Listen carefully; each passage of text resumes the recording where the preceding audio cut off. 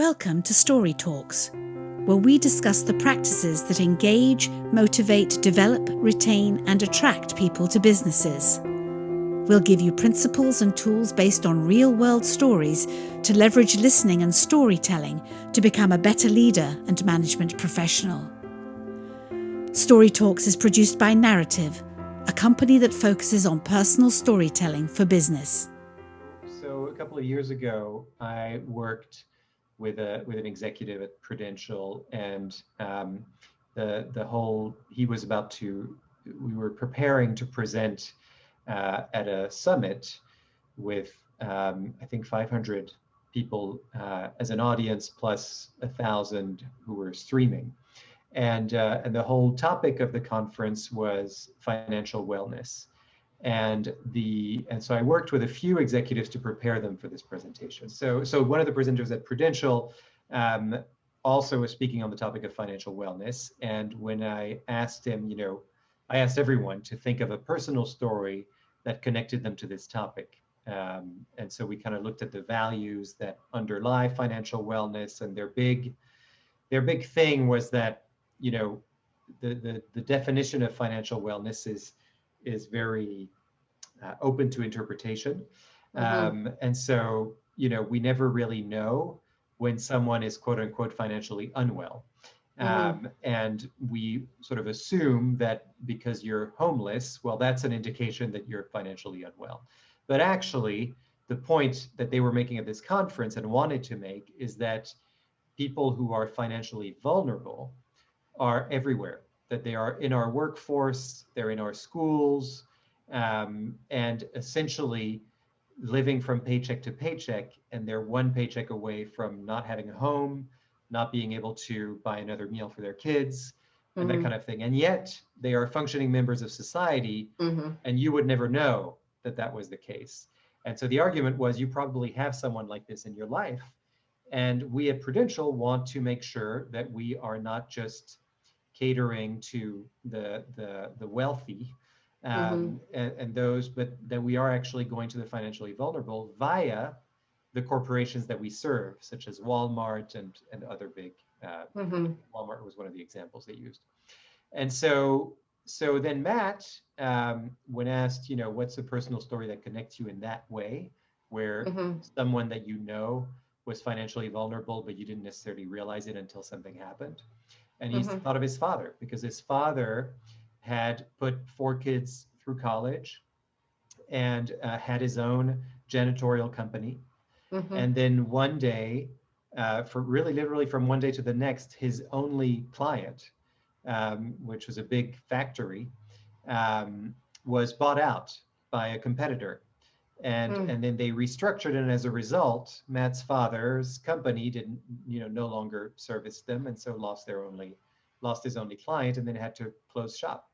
So suddenly, in his 50s, he's looking for a job, and he has 0 in his retirement account.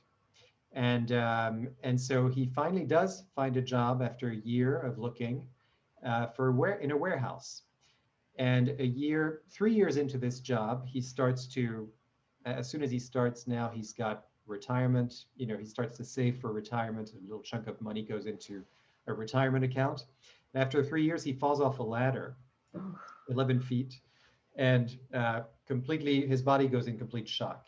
And he's not paralyzed or anything like that, nothing life-threatening, but he's definitely not able to go back to work, months of physical therapy.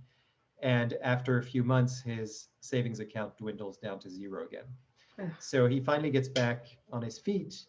And, now he's close to 60, and he has a high school degree, and that's it.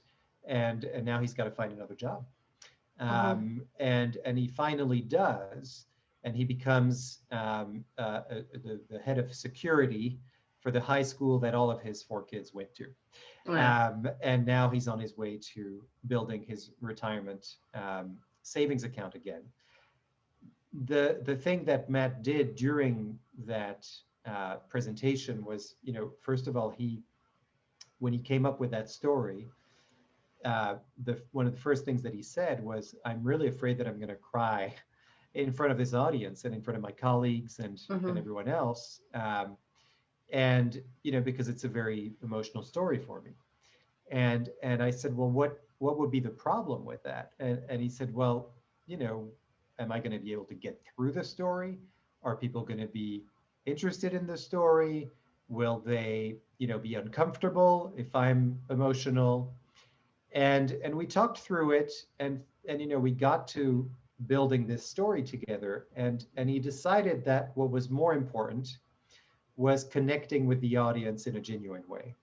And of course, he was also encouraged by his colleagues, his boss, and other people that were in charge of this conference. And then he told the story, and he did choke up a little bit, and he got emotional. He got through the story, and when he did get emotional, I was in the audience, and really, this is not an exaggeration. Everyone leaned in. I looked around, and they were literally leaning in as he told that story, and even as he took a pause and swallowed hard, and his voice started to fray a little bit. Even when that happened, exactly when that happened, people leaned in because they wanted to know what was going to happen next, because they were really into the story. And what he did was weave in statistics and data about the financially vulnerable, that his father wasn't alone, that actually millions of people have $0 in their savings account and are just a few months or years away from retiring. And so he was able to kind of highlight this crisis of retirement in the US through a very personal story. He got vulnerable. And then what he said afterwards was that it was one of the best speaking experiences that he'd ever had. And that most leaders, the way that he saw it anyway, in corporate America, and I guess a corporation like, top 50, like Prudential, is that leaders tend to be stoic and stick to like a three bullet point PowerPoint deck. That's what he said. And that we can actually be a little more genuine and connect to our real experiences, and that the payoff is greater.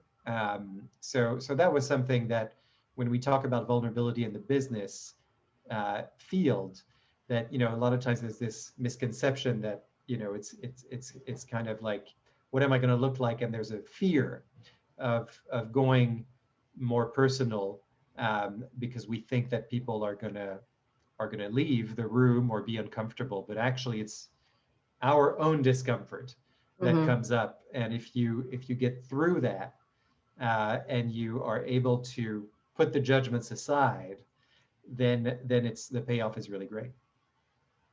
That is a beautiful story. And I've heard you share versions of it, but every time you share it, there's another layer of the experience. Now, this time you shared it, you were in the room and watching the happenings. And I love that description about when he got choked up, when people leaned in. They want to hear what's that, but it's also protective, saying, because I think everyone identified that could be me, and is he going to be okay? And he's taken on a lot to leave himself open.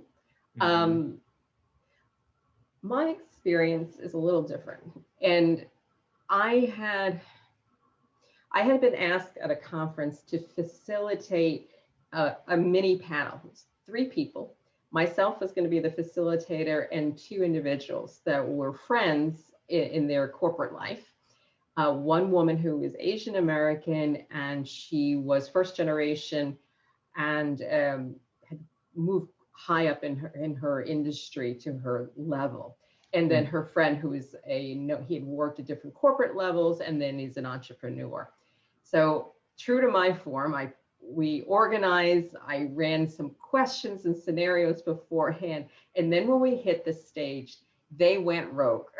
So they just did, well, this gentleman got up and walked around, and I was like, I've lost control of my 2 colleagues here. And then the woman got up, walked to the side, and I only could do one thing.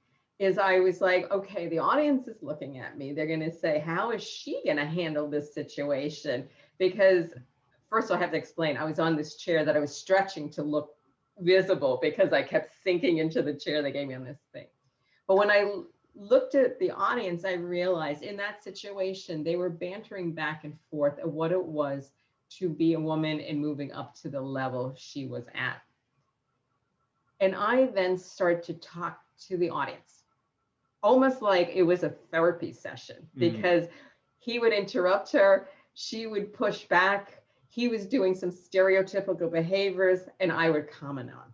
Now, what I'm leading up to, where it changed the tenor and tone of the situation, was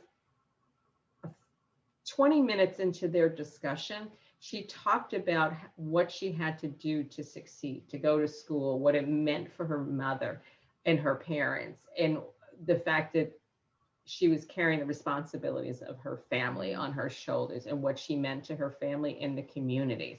And then she would tell all of us about what it meant when she met people, when she went to conferences and they saw somebody that looked like her taking a leadership role.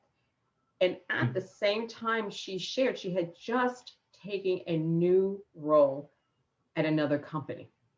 And she talked about people coming and calling her and saying what a difference she had made in their life, and that she's been a source of inspiration and guidance and mentorship. And she proceeded to burst into tears on the stage. The gentleman who was her colleague didn't quite know what to do in the beginning, but he did a smart thing. He didn't shut her down. He just stood next to her.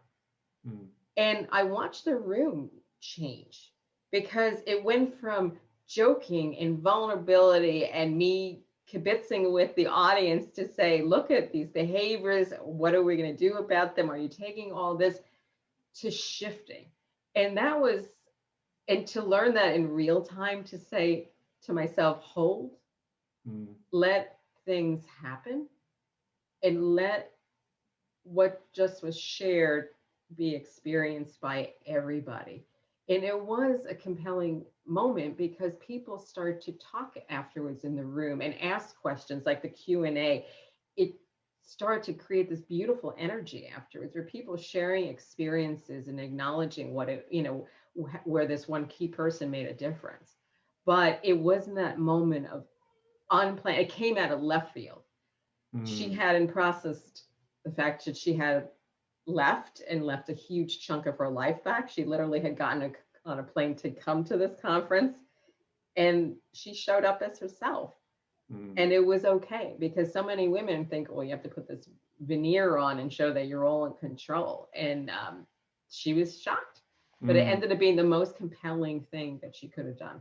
Right. And the most, and funny enough, like in the next day when I met other people in sessions, they were still talking about it from a very respectful way, that we had created this unintentional energy that was real and was beyond any statistic, any flow chart about here's what we need to do for women. She really showed where life changed for her and for others in a spontaneous way.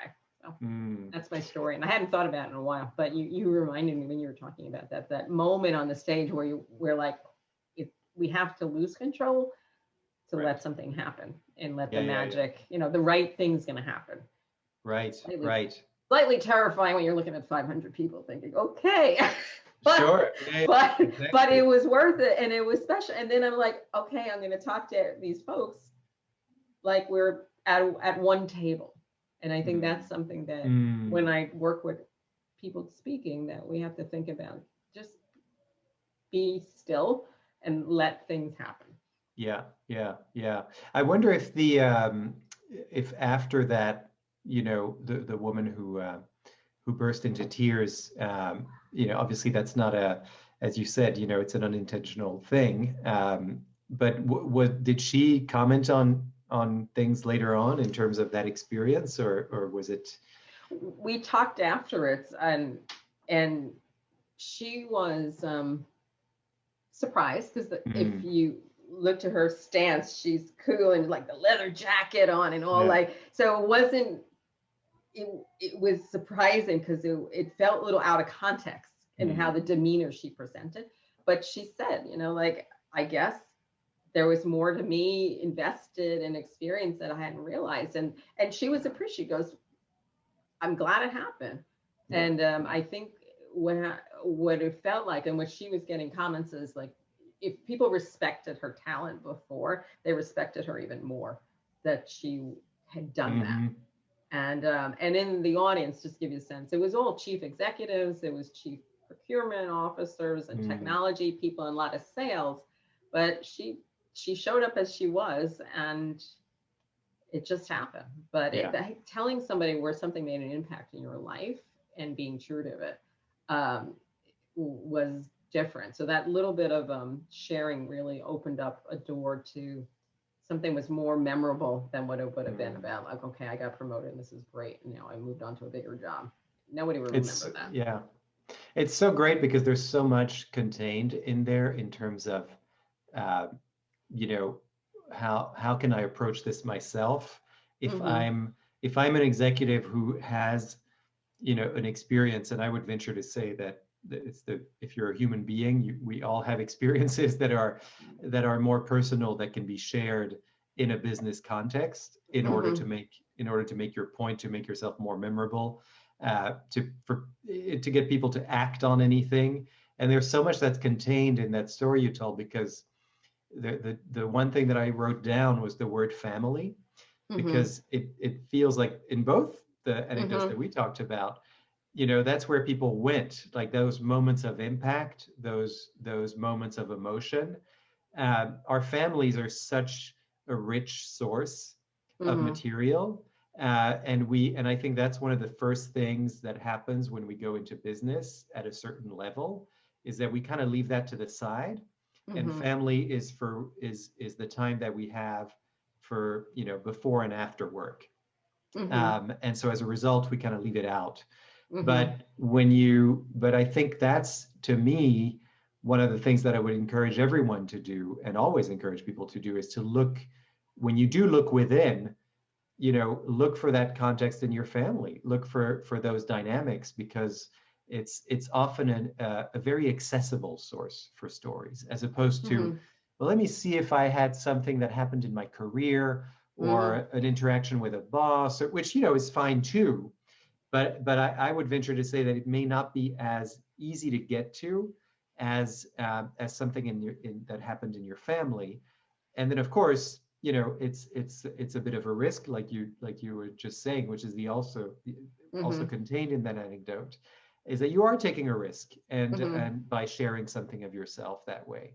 But then the third point is that the payoff is great, because what I got from this is that it really made her human, you know, that the way her demeanor, etc., you know, suddenly it kind of goes out the window. So all the assumptions you had about a person before they shared this thing about themselves, they melt away. And whether those assumptions were positive or negative, it's almost beside the point, because now all you remember is that story.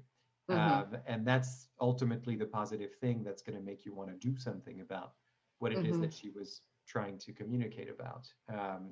And so again, you know, I think there's a theme in the way we talk about things, you and I, where, you know, this seems daunting, this seems, you know, for other people, or I'm not that person. But actually, you know, you are, because we all are. We all have access to these experiences, because we've all had them. And they're not that, you know, they're not far away from us. We're not that far removed. And then when we do access them, our audiences are far more, you know, tolerant than we think. We really think that suddenly, you know, these people that we talk to every day, or that we sell to or buy from, that they become these like robotic tyrants that, you know, don't have any feelings and run away from feelings. But actually, it's completely untrue, and it's totally in our heads, you know.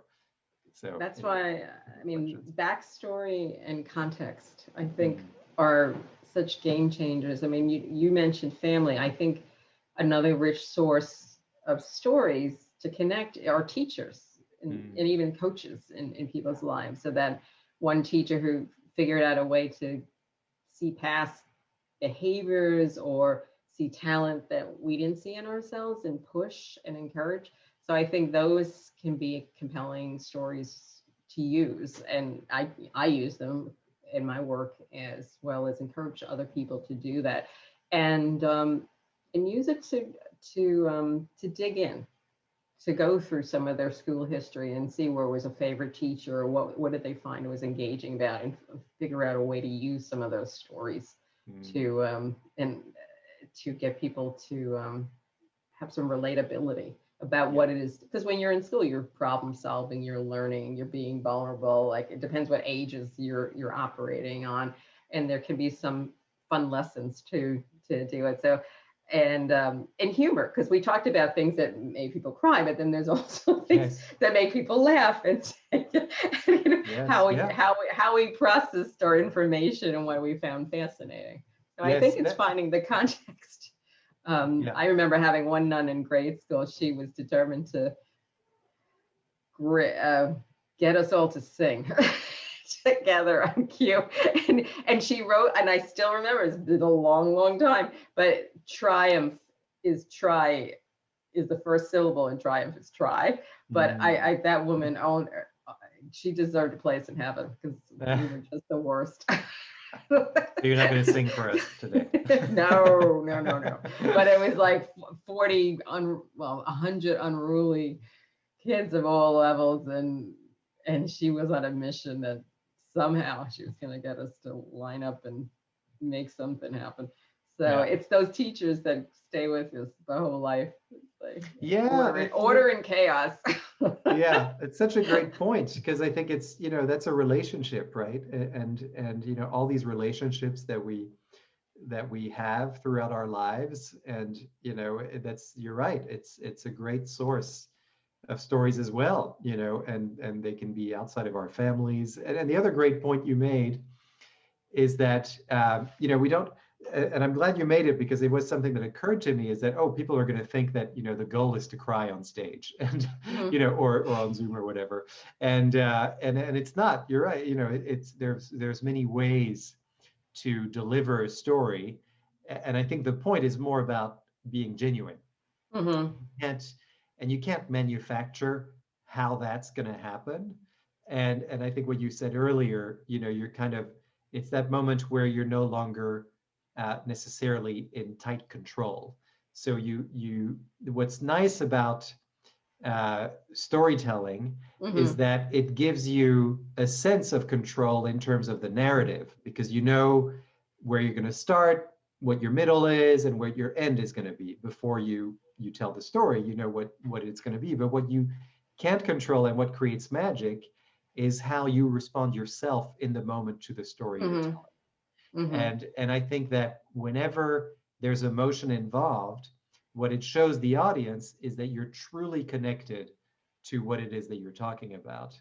And whether that's because you're crying or laughing or whatever, or even just a slight inflection, or, I mean, I remember one person, we were working with a bunch of engineers and product managers, Yeah. And so there was many of the presentations were just not, or at least that's what they came in with, the assumption about themselves. Actually, they were saying this about themselves. We're engineers. We don't present, we don't emote, we don't, et cetera, et cetera. I worked with tons of engineers. But I remember this one person who was a fly on the wall during the whole workshop, was the person who was chosen by his group to present to the rest of the group what they had come up with.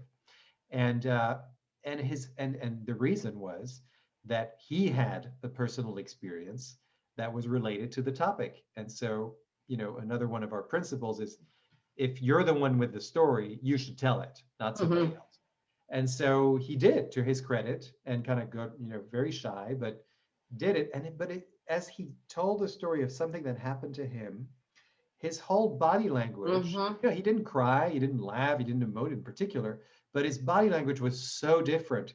He was suddenly very animated, very enthusiastic, and really not the fly on the wall we had seen during the entire workshop. And his colleagues were all surprised. They're like, wow, this is like another person, and not, again, that it's, it's wrong or right to be a certain way, that that was the right way to be. No, it's just that he was authentic because he had connected to something real. And now it changed his demeanor. It showed something else to his audience. And again, they leaned in, so I'm glad you brought up that point, because it's true. It's not about, we want you to cry or do something like that. I know. It's more about connecting with something real. And it's true, because I've worked with a lot of situations where a lot of introverts, and they sometimes will say, like, I don't bring value, or I don't talk up. And there's a whole art and science I work with about how to teach people how to work in the meeting to raise their voice or weigh in. Because I think introverts are amazing. They will take in all the information, be very quiet when everybody's chatting away, and then right at the correct moment, make the most scintillating point that will blow up everything and change the direction. So it's that active listening that we always talk about that makes such a difference.